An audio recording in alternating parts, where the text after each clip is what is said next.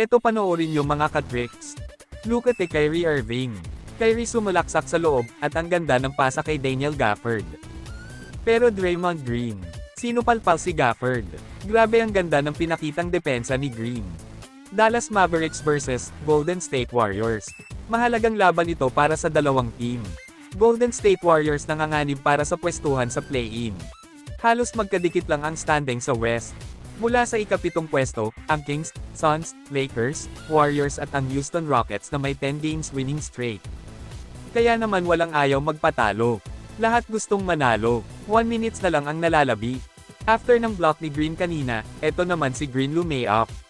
Warriors up by 8 points. Pero after nyan, Dallas Mavericks nagkaroon ng run.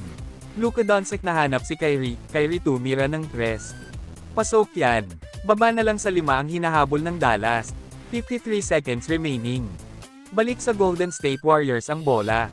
Pero Brandon Podziemski nahanap si Andrew Wiggins sa corner.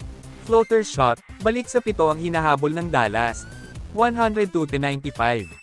After ng timeout, ganda naman ng bawi ng Dallas. Inbound play to Kyrie, Kyrie Irving pinasa ang bola kay Luka. Luka naman to PJ Washington for 3. 102-98. Baba na lang sa 4 ang hinahabol ng Dallas. Isa pang defensive stop ang ginawa ng Dallas, Steph Curry na double team. Pinasa ang bola kay Thompson. Pero Thompson na block ni Maxi Kleber. Ito na fast break play ng Dallas Mavericks. Kyrie Irving ang may tana ng bola, dumidiretso patungong basket.